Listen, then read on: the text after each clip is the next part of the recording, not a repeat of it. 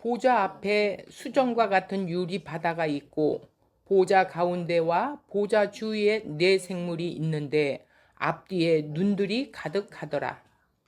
그 첫째 생물은 사자 같고 그 둘째 생물은 송아지 같고 그 셋째 생물은 얼굴이 사람 같고 그 넷째 생물은 날아가는 독수리 같은데 네 생물은 각각 6날개를 가졌고 그 안과 주위에는 눈들이 가득하더라. 그들이 밤낮 쉬지 않고 이르기를 거룩하다 거룩하다 거룩하다 주 하나님 곧 전능하시니요 전에도 계시고 이제도 계시고 장차 오실 이시라 하고. 여기까지입니다. 지금 우리가 본문을 읽었지만 굉장히 생소한 내용들이지요. 무슨 말인지 이게 도대체 무슨 말이냐 굉장히 힘들었었습니다.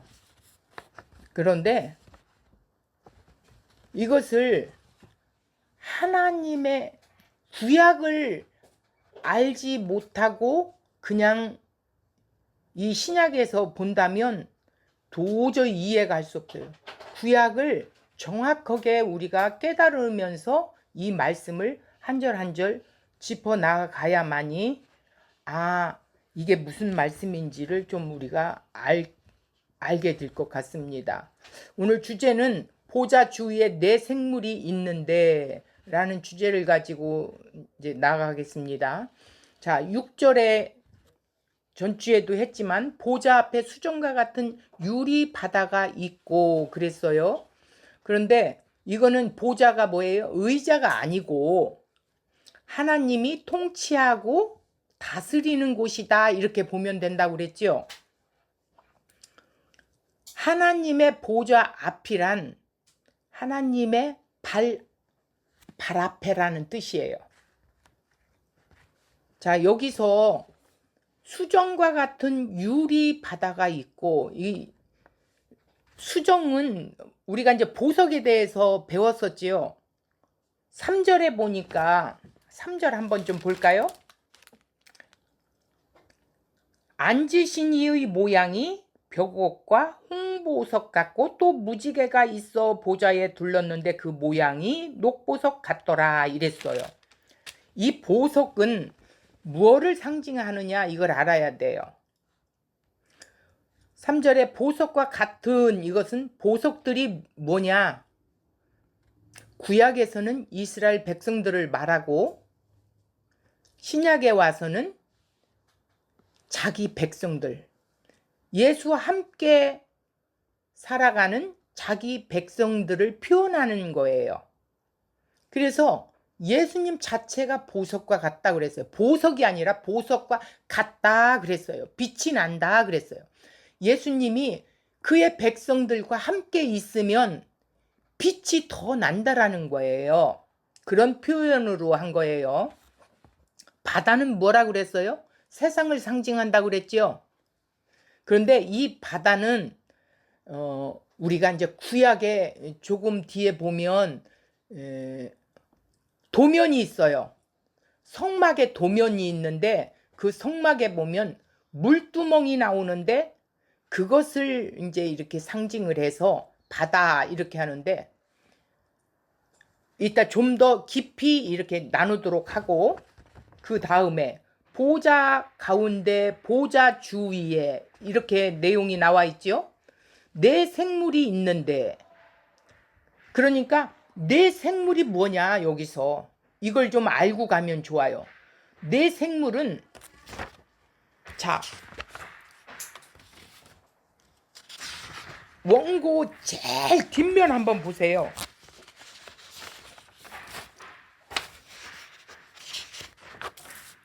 원고의 제일 뒷면 좀 한번 보세요. 펴보세요.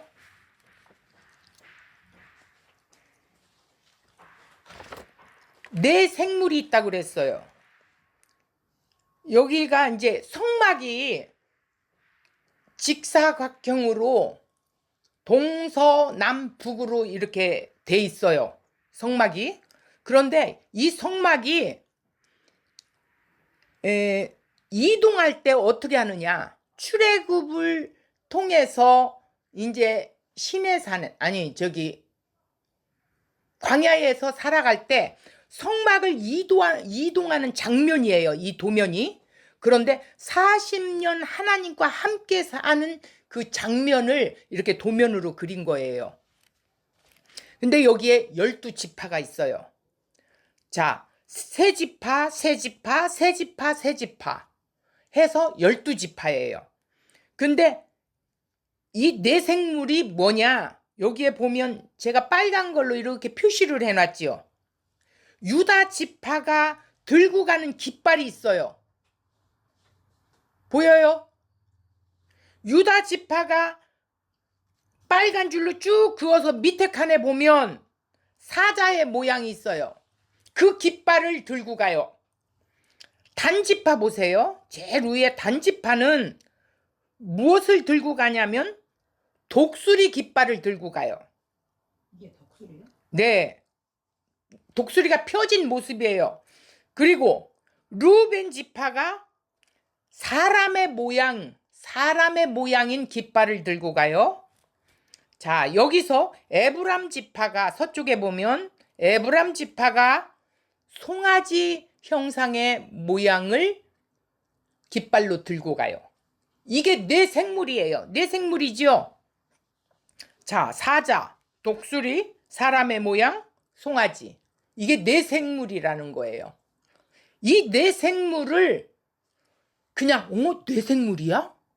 이해가 안 가네? 이렇게 생각하지 마시고 이 네 생물은 또 24장로는 구원받은 자기 백성들을 상징하는 모습이다. 조금 더 나가면 이 특성을 말하는 거예요. 그 지파의 특성을 사자 같다, 독수리 같다, 송아지 같다, 사람 같다, 이렇게 한 것이라는 거예요. 이따 이제 원고를 자세히 보면 사자의 특성은 뭔가, 이 지파는 이런 성품을 갖고 있구나, 이렇게 이해가 되기 쉽게 될 것입니다. 그래서 이제 7절에 그러면 쉽게 나가지죠. 첫째 생물은 사자 같고, 둘째 생물은 송아지 같고, 셋째 생물은 얼굴이 사람 같고, 넷째 생물은 날아가는 독수리 같은데, 이렇게 했어요. 그리고 8절에 볼까요? 네 생물은 각각 6날개를 가졌고, 여기 또 아리송해요. 자, 동쪽을 보세요. 다시 그 도면을 보고 이사갈, 유다, 스불론 이 지파가 동쪽에서 지금 앞에 섰지요. 그런데 이 지파만 두 날개, 이사갈이 두 날개, 유다가 두 날개, 스불론이 두 날개를 편 것처럼 날개를 가졌다라는 거예요. 그러니까 이게 도합 6날개를 가졌고 이렇게 돼 있어요. 거기다 써놨지요, 제가. 이해하기 쉬우라고 그렇게 써놨어요. 유다 지파가 두 날개, 이사갈 지파가 두 날개, 스불론 지파가 두 날개, 합이 6날개를 가졌고 그 안과 그 주위에 눈들이 가득하더라. 자, 지금 6절에도 보면 앞뒤에 눈들이 가득하더라. 여기는 안과 주위에 눈들이 가득하더라. 6절과 8절의 내용이 같은 내용이에요. 이건 무엇을 의미하느냐? 성령 받은 성도들의 영적인 눈이 마음의 눈을 표현하는 거예요. 영적인 눈과 마음의 눈을 표현하는 거다. 앞뒤를 다 살필 수 있는 통찰력이 있다라는 거예요. 이해가 갑니까? 이게 처음 이해간다는 게 쉬운 일이 아닙니다. 일주일간 제가 이걸 머리 터지게 싸매고 이걸 또 익히고 했었어요. 자, 그들이 밤낮 쉬지 않고 이르기를 거룩하다 주 하나님 곧 전능하신 이여 전에도 계시고 이제도 계시고 장차 오실 이시라 하고 이것은 구원받은 백성들의 천상의 예배의 모습이다. 요렇게만 좀 생각하시고, 자, 원고로 이제 깊이 들어가 보면 더 세밀하게 알 수가 있습니다. 자, 원고 보세요.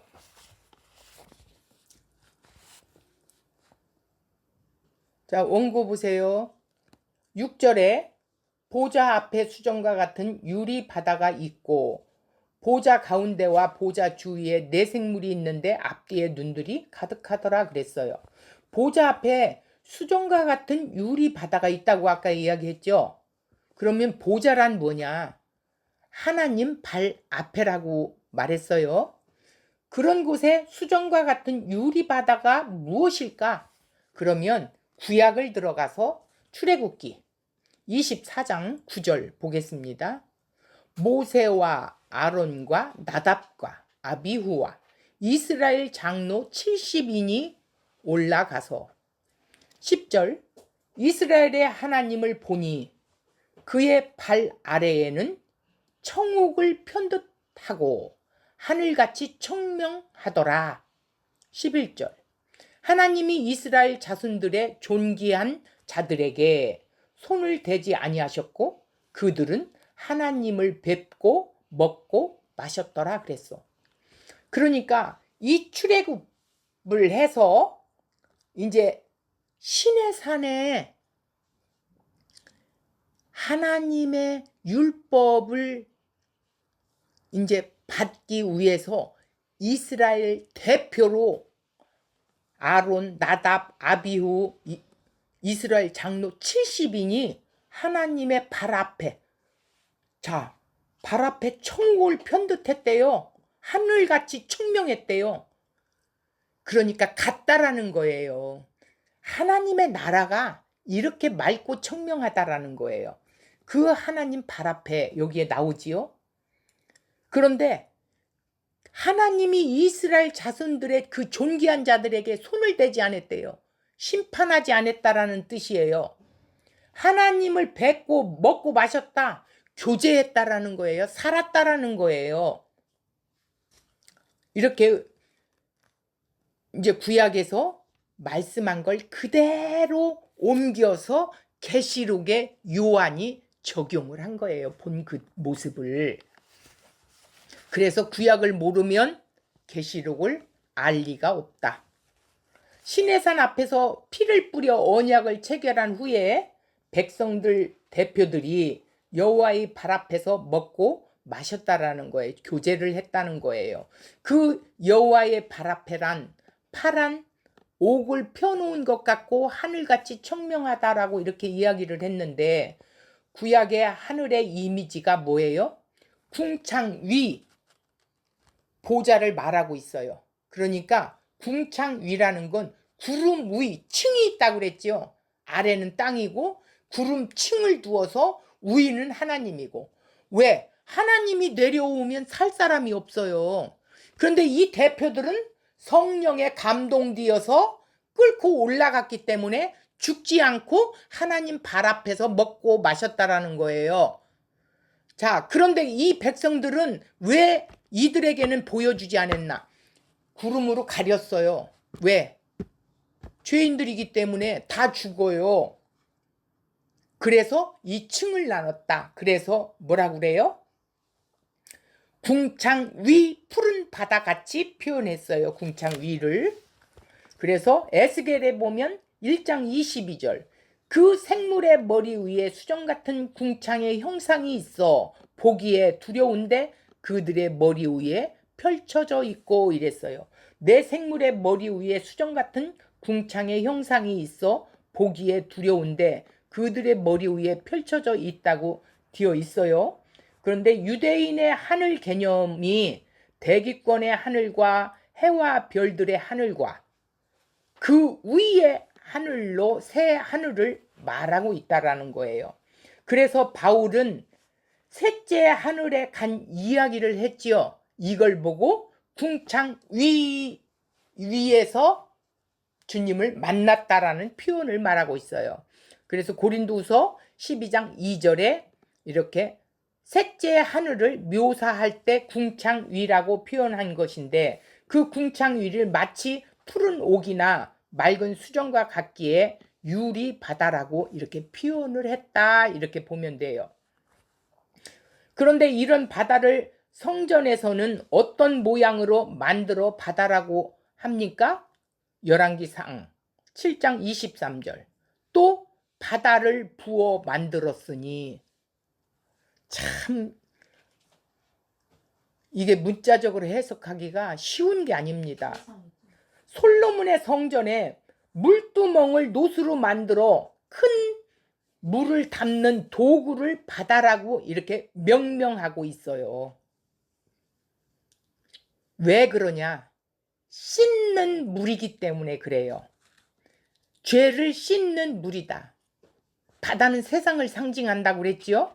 그래서 유리 바다란 피조 세계와 하나님의 나라의 엄격한 단절되어 있는 것을 보여주고 있는 거예요. 누가 그곳으로 들어갈 수 있으며 누가 그 앞에 설 수 있겠습니까? 아무도 설 수 없습니다. 그런데 출애굽기에서는 이스라엘 백성의 대표들이 여호와의 발 앞에 먹고 마실 수 있는 것은 전적인 언약의 피로 인한 것이었다라는 거예요. 그 피를 보시고 어린 양의 피를 보시고 여호와께서 그들에게 손을 대지 않으셨다라는 거예요. 유리 바다 같은 곳 앞에서 먹고 마시게 된 거지요. 그 피 때문에. 그리고 성전에서 물 담는 도구가 물두멍이라고 그랬죠. 그것을 바다라고 한 것은 이런 하늘을 보여주며 동시에 죄를 씻는 것을 보여주는 거예요. 이스라엘 백성들이 어린 양의 피를 바르고 홍해를 걷는 것처럼 홍해에서 빠져 죽지 않는 것도 그 어린 양의 피로 인한 것이다. 이렇게 보면 됩니다. 바다가 상징하는 것이 무엇일까요? 세상이라는 뜻이에요. 예수께서 갈릴리 바다 위를 걸으셨어요. 물두멍에 씻고 성수를 들어간 것은 우리가 세상 속에서 우리는 하나님이 깨끗하고 정결하게 하는 만드시는 과정을 거쳐야 된다는 거야. 이것이 성소에서 하나님을 만나게 하신다는 의미가 들어있는 것을 즉 바다라고 한다. 이렇게 보시면 돼요. 이 바다에서 씻지 않고서는 어떻게 해요? 하나님을 만날 수 없고 먹고 마실 수가 없어요. 살 수가 없다라는 거예요. 자, 6절에 보좌 가운데 보좌 위에 내 생물이 있는데 앞뒤에 눈들이 가득하더라 이랬어요. 그리고 7절에 그 첫째 생물은 무엇 같다고 했어요? 사자 같고, 둘째 생물은 송아지 같고, 셋째 생물은 얼굴이 사람 같고, 넷째 생물은 날아가는 독수리 같은데 이렇게 써요. 자, 유다 지파를 사자로 표현을 했어요. 그러니까 각각 지파를 송아지, 사람의 모양, 독수리로 이렇게 표현을 했는데 8절에 보니까 네 생물은 각각 6 날개를 가졌고 그 안과 주위에는 눈들이 가득하더라 이랬어요. 보좌 가운데, 보좌 주위에, 가운데라는 것은 중앙이라는 의미가 아니에요. 가까이에 있다는 의미예요. 주위에라는 것은 단지 장소를 나타낸 거예요. 보좌를 중심하여 서로가 마주 보거나 주위를 둘러선 광경을 나타냈다라는 뜻입니다. 그러면 내 생물은 생명체 전체의 질서를 표현하는 것으로 내 생물이 하늘에 존재한다는 것은 모든 피조물의 원천이 하늘에 있음을 말씀하고 있는 거예요. 그래서 이스라엘 자기 백성 12지파를 상징하는 것이 내 생물이다 이렇게 보면 됩니다. 에스겔서 1장 10절을 보니까 그 얼굴의 모양은 넷의 앞은 사람의 얼굴이요 넷의 넷의 오른쪽은 사자의 얼굴이요 넷의 오른쪽의 얼굴은 뭐예요?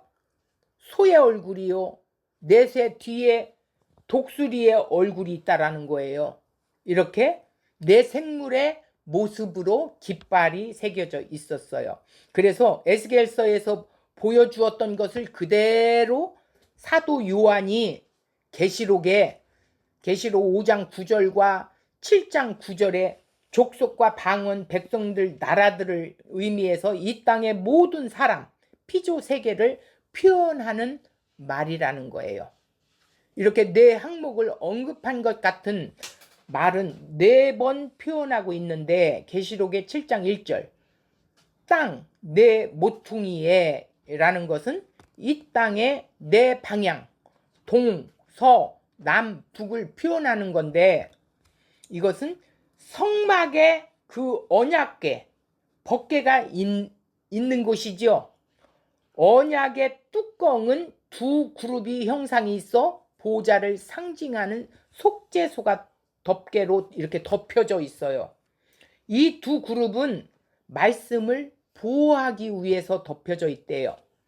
언약의 모습은 하나님께서 말씀으로 다스리시는 상징적인 내용이에요. 출애굽기 25장 22절 이스라엘에 이동하는 동안 언제나 언약궤를 중심으로 이루어졌다라는 거예요.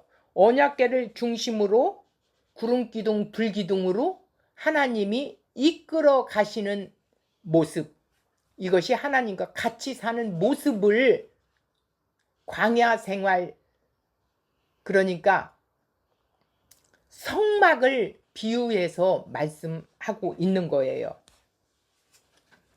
자, 언약궤의 중심으로 네 지파가 위치하고 그 다음은 세 지파가 네 방향으로 위치하고 있는데 네 생물이 보좌를 두르고 있는 모습이었어요.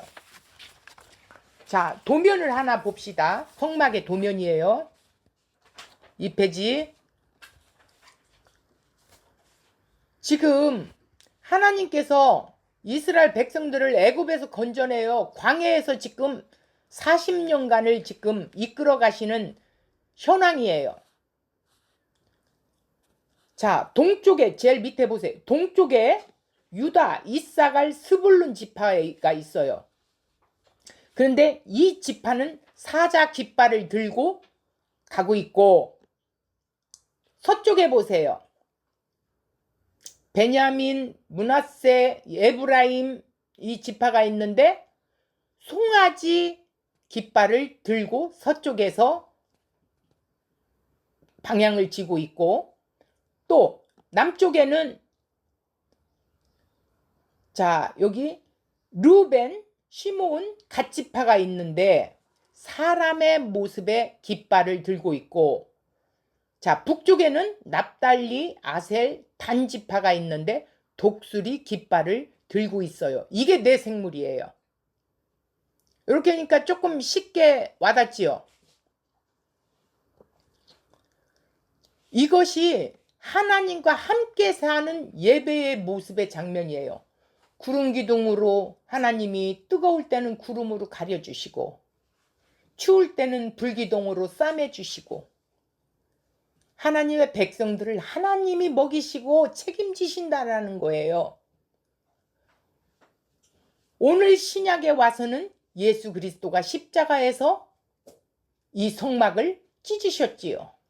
그리고 직접 하나님과 교통할 수 있도록 성령을 보내주셔서 하나님과 이렇게 살아가는 거예요. 그냥 나 예수 믿어. 땡. 그게 아닙니다. 그거는 가짜입니다. 백날 교회 다니고 열심히 하고 헌금 많이 하면 아무 소용이 없습니다. 하나님과 함께 살지 않는다면 그거는 하나님의 백성이 아닙니다.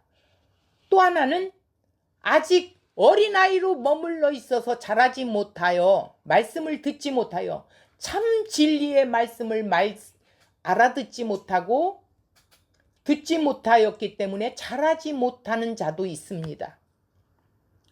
그런데 예수 믿는 척하는 종교인들이 수두룩하다는 사실을 여러분들은 기억하셔야 돼요.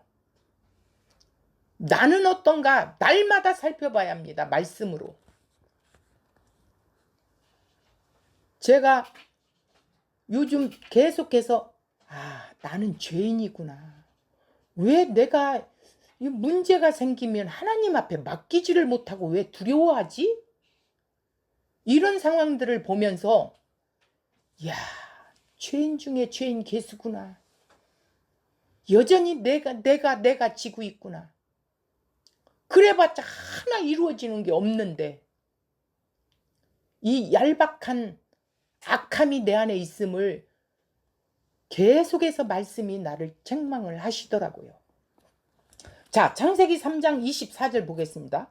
에덴 동산 동쪽에 그룹들과 두루 도는 불칼을 두어 생명나무의 길을 지키게 하시니라. 이렇게 나타냈어요. 자, 두 번째 보겠습니다. 성막의 지성소에 하나님의 보좌가 있는데 언약궤를 두 그룹의 뚜껑으로 덮어 보호하고 있어요. 열어놨다가는 일나요. 다 죽어요. 그래서 뚜껑을 덮어놨다라는 거예요. 그래서 언약궤, 그 법궤는 속죄소, 하나님의 말씀으로 이스라엘 백성들을 다스리는 의미로 말하고 있는데 돌판과 만나가 있고 아론의 쌍난 지팡이가 있고 인간의 죄성을 반영한 것과 하나님의 말씀을 들어있다라는 사실을 기억해야 돼요. 두들판에는 뭐가 있어요? 말씀이 있어요. 아론의 쌍난 지팡이 만나에는 이스라엘 백성들의 죄성을 보여주는 거예요.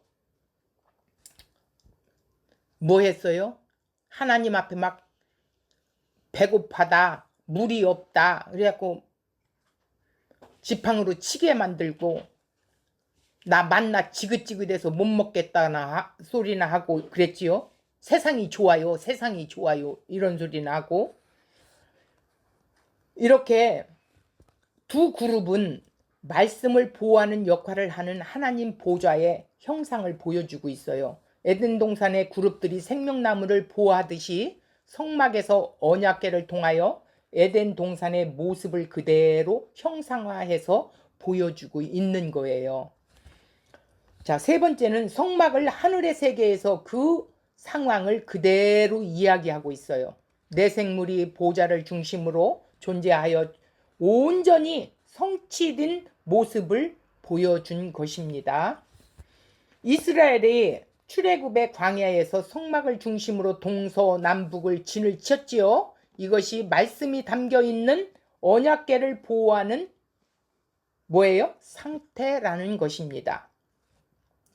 이스라엘의 이동은 언제나 언약궤를 중심으로 이루어지고 있어요. 내생물은 그 모양이 각각 다른데 하나는 사자 같고 하나는 송아지 같고 하나는 사람 같고 하나는 독수리 같다고 했어요. 이 생물의 형상은 이스라엘 백성 출애굽할 때 모습을 상징하는데 이스라엘 백성 12지파가 세 지파씩 4개 조로 나누어서 법궤 성막을 중심으로 동서남북 사방으로 진을 이루어 이동하는 것이었습니다. 동서남북 4개 조의 한 지파는 앞에 있는 한 지파는 깃발을 들고 이동을 하지요. 그리고 한 지파씩 이렇게 깃발을 들었어요. 동쪽으로는 유다, 이사갈, 스불론 지파가 있는데 유다 지파가 사자에 새겨진 그 깃발을 들고 이동을 하고 서편 쪽에서는 에브라임, 베냐민, 므낫사 지파인데 에브라임 지파가 대표로 독수리 새겨진 길을 들고 이동을 했어요. 남편에는 르벤, 시몬, 갓 지파인데 대표로 르벤 지파가 사람으로 새겨진 깃발을 들고 이동을 했어요. 북쪽에는 단, 에셀, 아셀, 납달리 지파인데 단 지파가 송아지 새겨진 길을 들고 이동을 했다. 이런 거예요. 그래서 이게 내생물이라고 말하고 있지요. 이것이 바로 하나님의 말씀이 담긴 언약궤를 보호하는 상태입니다. 거꾸로 말하면 언약궤를 중심으로 이스라엘이 어떻게 위치하고 있는가 하는 거예요. 이것은 내생물은 각각 새 지파를 내 생물로 표현하고 있는 거예요. 새 지파를 묶으면 내 방향이 이것이 내 생물이라는 뜻이다. 이렇게 알고 있으면 되겠습니다. 그러기에 이 내 생물은 하나님 백성의 성품을 의미하는데, 잘 들으세요. 사자 같다라는 말은 동물의 왕으로서 사자는 담대하고 용맹스럽다. 그러니까 이 사자의 성품을 가진 유다, 이사갈, 스불론 지파들의 그들의 성품이 뭐냐? 담대하고 용맹스러움이 있었다라는 거예요. 그래서 사자 같은 깃발을 들고 이렇게 한 거예요. 송아지 같다는 말은 희생과 충성을 의미해요. 자, 단, 아셀, 납달리 지파에는 단지파가 송아지를 그린 그 깃발을 들고 섰는데, 이들의 성품은 희생과 충성스러운 그런 성품이 있더라예요. 사람 같다는 말은 만물의 영장으로 참 지혜롭다. 그 지파는 지혜롭다라는 거예요. 독수리 같다라는 말은 예리하고 통찰력 있고 민첩하다. 이래서 독수리 같은 깃발을 들었다라는 거예요. 그래서 백성들의 성향을 의미한다. 그러니까 이제 이해가 이제 좀 더 가지요. 내 생물은 각각 6날개를 가졌고 그랬는데, 동쪽에 보세요. 동쪽에 보면 아까 동쪽에 그 그림을 보니까 그 유다 지파의 그 세 지파들이 어떻게 써요? 2날개씩을 편 것처럼 하고 갔다라는 거예요. 자, 유다, 이사갈, 스불론 이 지파들이 2날개씩 피니까 6날개가 된 거예요. 자, 내 생물은 각각 6날개를 가졌고 내 방향의 세 지파가 2날개씩을 피고 그 형상을 했는데 6날개를 가진 모습이었다. 이렇게 보면 돼요. 각각 6날개를 가졌고 라는 것은 하나님의 보호하심의 의미를 표현했다라는 거예요. 동쪽 방향에서 유다 지파의 날개가 2개, 이사갈 지파 날개가 2개, 스불론 지파 날개가 2개, 합이 6날개다. 그러니까 동쪽 편에 앞선 자들이 2날개를 편듯이 그렇게 6날개를 보인 것처럼 같다라는 것을 요한이 기록한 겁니다. 12지파가 하나님의 보호하심 아래 있다는 것은 날개로 표현하고 있어요. 암탉을 품듯이 우리를 품으신다고 그랬잖아요. 그런 것처럼 그 하나님의 날개로 우리를 품었다라는 의미입니다. 내 생물을 사실은 이스라엘의 12지파를 말하고 있는데, 내 생물의 각각 날개가 생활활동 상징으로 하나님의 택한 백성, 부름받은 백성들의 영적 생활을 의미하고 있어요. 훨훨 날고 있다라는 거죠. 그 성막의 법계 상황은 하늘 성전으로 그대로 보여주고 있는 거예요.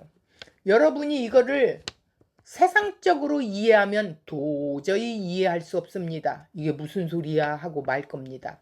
그러나 천상에서 묵시세계 속에서 하나님 나라가 이렇게 완성되었다라는 모습을 계시록에서 보여주고 있는 거예요. 완성된 모습을. 우리가 이 속에서 살아가야 되는데 우리는 완전한 구원이 아직 이루어지지 않았기 때문에, 이미 이루어졌지만 역사 속에서는 지금 이루어가고 있기 때문에 이해하기가 어려울 수도 있을 겁니다. 하지만 성령이 눈을 열어주시면 천상의 예배를 우리의 삶 속에서 예배의 삶으로 바뀌어져 주님과 늘 동행하는 삶을 살며 십자가의 길을 자청해서 갈 수 있을 겁니다. 십자가를 싫어해요. 다 싫어해요. 나부터 싫어해요. 두려워요. 그런데 성령님이 나와 함께 하시면 두려움이 사라지고 그 길을 뚜벅뚜벅 걸어가고 있는 모습이 조금씩 보일 겁니다. 자, 그 성막의 법계 상황을 하늘 성전으로 그대로 보여주고 있는 것이죠. 지금 계시록의 하늘 성전이 완성된 상태를 구약 출애굽 때 모형으로 성막을 지어서 하늘의 성전 상황과 모습이라고 보여주신 것입니다. 그것이 에덴 동산에서 그룹들이 생명나무를 지키고 있는 모습과 같아요. 앞뒤에 눈들이 가득하더라 그랬어요. 그 안과 주위에 눈이 가득하더라. 이 말은 가득한 눈은 성령 받은 성도들의 영적인 눈이며 마음의 눈을 표현하고 있는 거예요. 이 세상의 삶을 내 방향 모든 것을 살피면서 지혜롭게 행동하고 분별할 수 있다라는 의미의 말씀입니다. 이사야서 6장 9절을 보니까 여호와께서 가라사대 가서 이 백성에게 이르기를 너희가 듣기는 들어도 깨달지 못할 것이요 보기는 보아도 알지 못하리라 이랬어요. 하나님이 우리 눈을 성령을 보내주셔서 열어주시지 아니하고는 아무리 이야기해도 소의 경일기예요. 못 깨닫습니다. 이해될 수 없습니다. 그러나 성령께서 완전하고 충만하게 드러내고 있습니다. 그 다스림 안에서 모습은 찬양으로 이렇게 드러나는데 이사야서 6장 1절 보겠습니다. 1절에서 3절 우시야의 왕이 죽던 해에 내가 본즉 주께서 높이 들린 보좌에 앉으셨다라는 건 뭐예요? 완성된 모습이에요.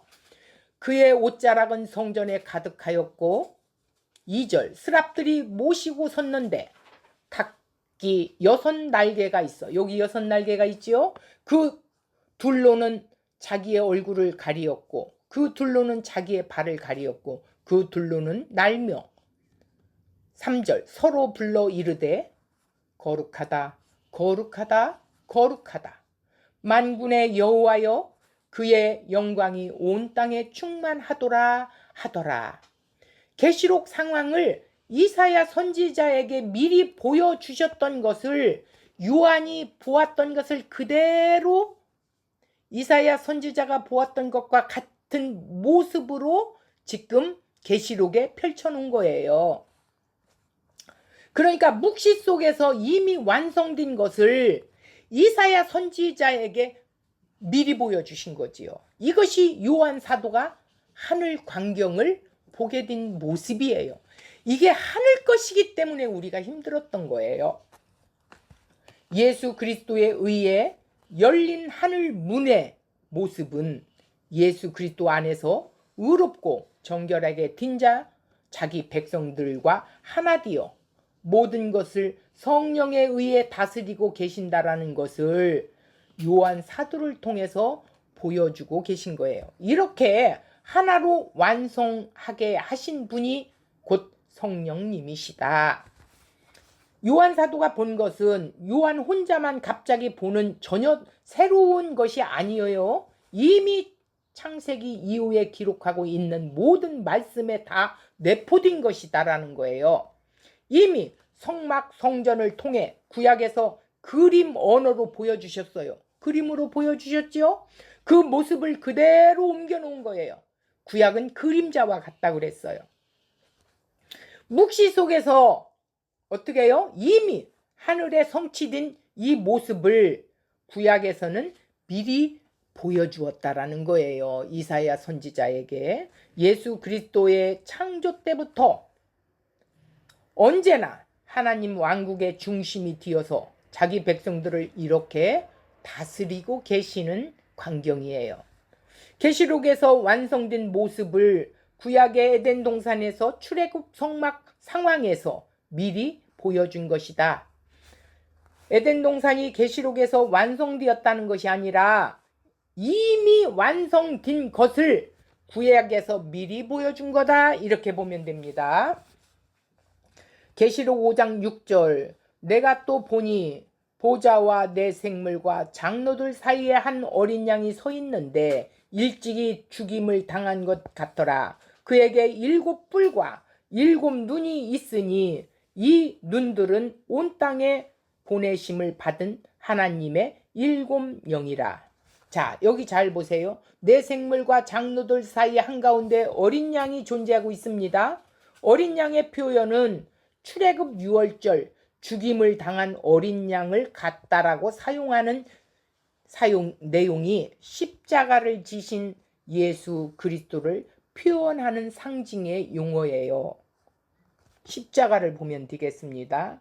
어린 양으로 오셔서 십자가에 죽임을 당하셨어요.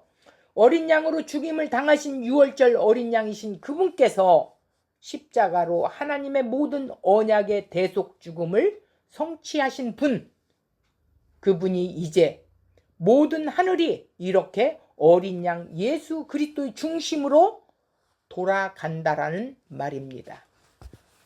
내 생물과 보좌와 그 가운데 어린 양, 그 예수 그리스도의 중심으로 하늘의 모든 상황을 전개하고 어린 양을 중심으로 하늘의 모든 상황을 전개하고 그것을 설명하고 있는 거예요. 그러므로 여기서 하늘이란 새로운 다른 공간을 말하는 것이 아닙니다.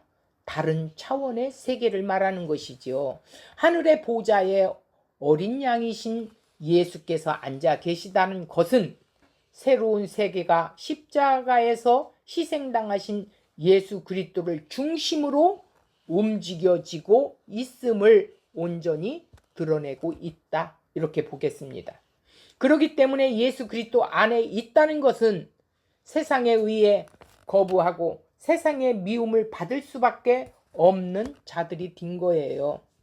요한복음 15장 18절 세상이 너희를 미워하면 너희도 먼저 나를 미워한 줄을 알라. 너희도 먼저 예수님도 미워하셨지 이걸 알으라는 거예요. 세상이 너희들을 미워하거든.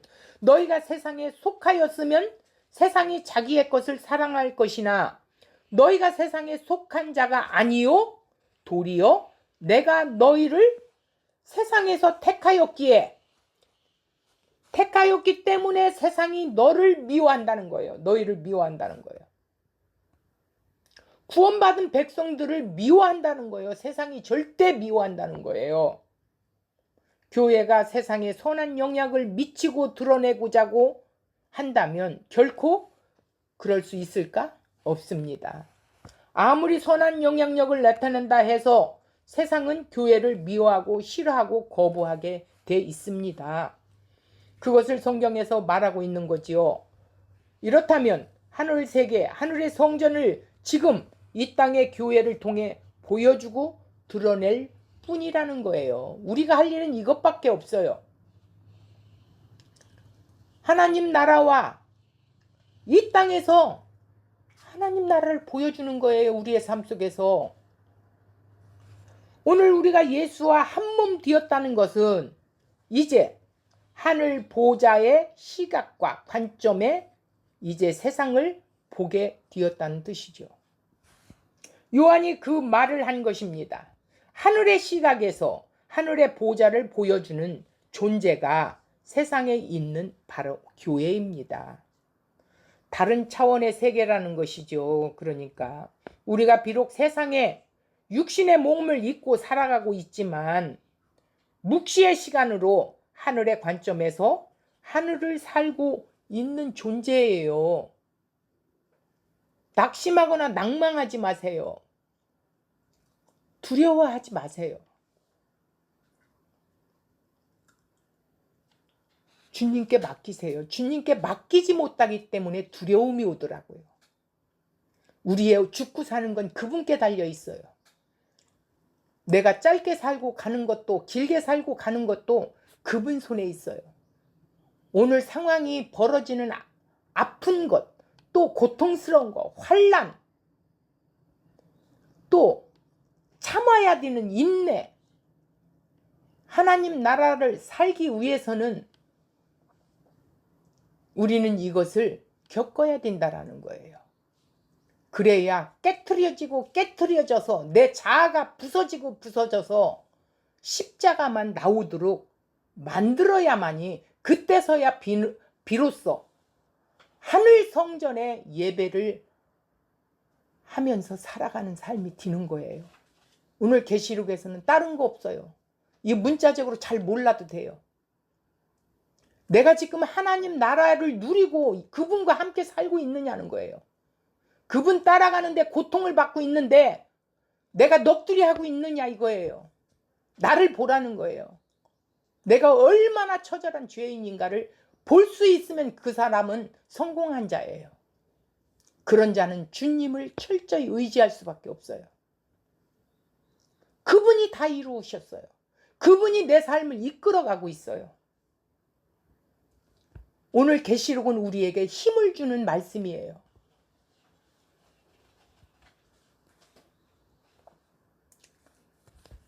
자, 오늘 또 그 십자가 길을 가는 몸된 교회의 의미는 하늘의 시각으로 세상 속에서 밀쳐냄을 당하게 되지요. 오히려 세상에서 죽임을 당하는 상태가 되는 거예요. 내 생물이 하는 일은 밤낮 쉬지 않고 뭐예요? 하나님께 영광을 돌리는 찬양의 생활을 한다고 했어요. 그런데 우리의 삶이 정말 그렇게 살고 있나?